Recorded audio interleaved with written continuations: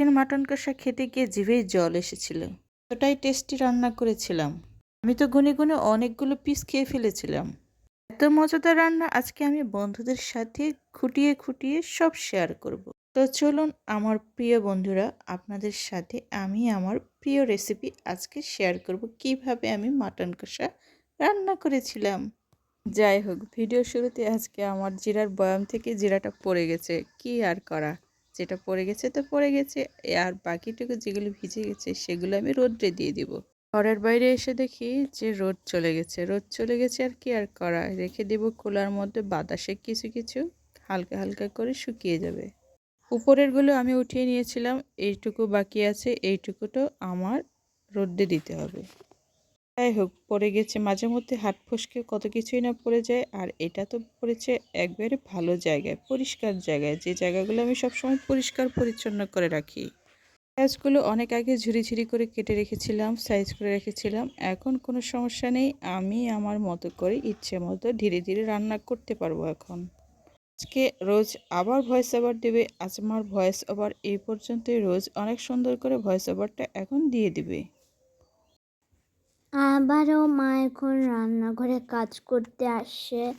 অনেকগুলো পেঁয়াজ কেটে নিয়েছে, রসুন আরও অনেক কিছু কেটে নিয়েছে। এখন হলো মা একটা কাজ করতে ব্যস্ত।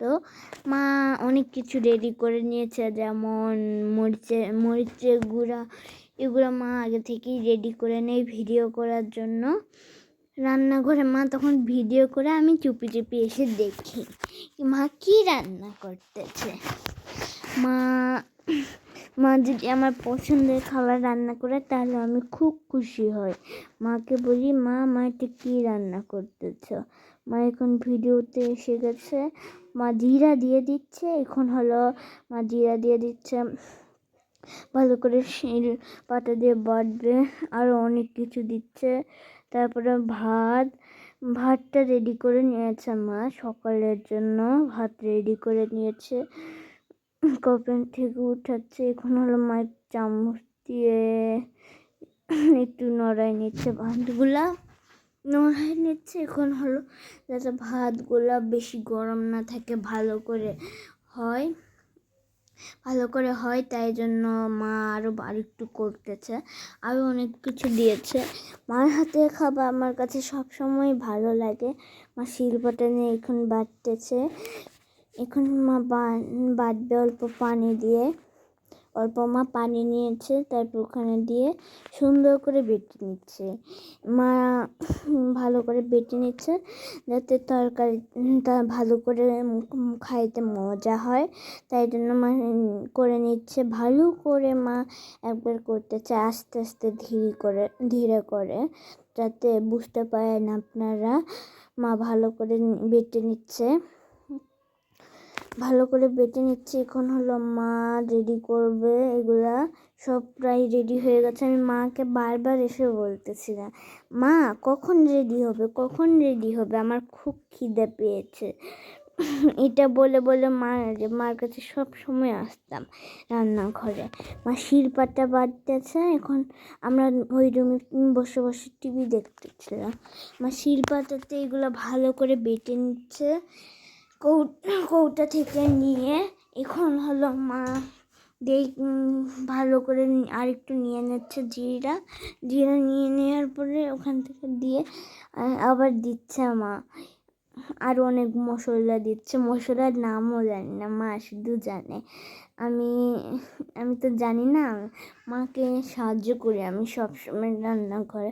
আজকে আমার বোনের হাত মুচকে গিয়েছিল, তাই জন্য আমি মাকে সাহায্য করতে পারিনি। আমার বোনের হাত মুচকে গিয়েছিল, ওই খুব কাঁদতেছিল, খুব ব্যথা পেয়েছিল। ওর জন্য মা খাবার রান্না করতেছিল, আমি ওকে দেখতেছিলাম, ওর সঙ্গে খেলতেছিলাম, ওই হাতও নাড়াতে পারতেছিল না। মা এখন কড়াইতে তেল দিয়ে কড়াইটা গরম করতে রেখে দিয়েছে, পাশে পেঁয়াজ। এখন হলো মা চামচ দিয়ে পানিগুলো সরাই নিচ্ছে। মা এখন বেশি করে তেল দিয়েছে, আর একটু তেল দিয়েছে মা। তারপরে বানাবেই আরো অনেক মজার খাবার। মা বানাচ্ছে, লবণ দিচ্ছে, লবণ দেওয়ার পরে মা দিচ্ছে হলো পেঁয়াজগুলো কড়াইতে দিয়েছে। এখন হলো মা সুন্দর করে এগুলো ভাজতেছে, ভাজা যাতে ভালো হয়। অনেকগুলো পেঁয়াজ মা কাটছে, আরও পেঁয়াজ ওখানে অন্য জায়গায় দিবে। মা অনেকগুলো তরকারি রান্না করবে, তাই জন্য এতগুলো পেঁয়াজ দিয়েছে। তারপরে মা শিল বাটা শেষ হলো। মা একটা কাজের মধ্যে আরেকটা কাজ করে, একটা কাজ করতে করতে মা আর একটু লবণ দিচ্ছে তরকারিতে দিবে বলে, তাই জন্য ভালো করে মা হলুদটা রেডি করে নিয়েছে। হলুদের মুখা দেওয়া একটু ঢেলে নিল। এটা হলো 2 চামচ মা দিচ্ছে, 2 চামচ পরিমাণ মতো দিচ্ছে। এখন আরেকটা মা কাজ করতেছে। এখন হলো মরিচের গুঁড়া 1 চামচ দিচ্ছে। আমি অত ঝাল খাই না, আমার বোনও অত ঝাল খায় না। এমনি সময় আমাদের ঝাল খাইতে ভালো লাগে। বাবা ঝাল বেশি পছন্দ করে, মাও বেশি পছন্দ করে ঝাল, কিন্তু আমাদের জন্য অন্যরকম করে রান্না করতেছে। মা পানি দিয়ে নিল। এখন হলো মাংসগুলো ফ্রিজে ছিল, মা ধুচ্ছে, গলে যায় তাড়াতাড়ি যাতে, তাই জন্য গলে যাওয়ার জন্য মা ভালো করে দিচ্ছে এটা। মা এখন কড়াইতে তেলগুলোও ভাজা শেষ। এখন মা ওগুলো দিয়ে দিচ্ছে মশলাগুলো দিয়ে দিচ্ছে। এখন দিচ্ছে অল্প পানি, ওখানে আবার ঘুরে ঘুরে মা একটু ঢেলে দিল। মা ভালো কষাচ্ছে, তারপরে চামচ দিয়ে যে ভালো করে নাড়াচ্ছে, তারপরে মাংসগুলো দিয়ে দিয়েছে মা। আমি অনেক সুন্দর ঘ্রাণ পাচ্ছিলাম, যে মাকে বলতেছি, মা কখন রান্না হবে, আমি খাবো। মা মাংসগুলো রেডি করলো, রেডি করার পরে কড়াইতে ঢেলে আবার নাড়াতে লাগলো। এমন করতে করতে মা ঢাকনাটা দিয়ে দিল কিছুক্ষণের জন্যে। তারপরে মা মাংসগুলো ঢেলে, তেজপাতা ঢেলে আগে থেকেই রেডি করে নিয়েছে সুস্বাদু খাবার। আমি এত সুন্দর গন্ধ পেয়ে ভাবছি মা আজকে স্পেশাল খাবার রান্না করতেছে।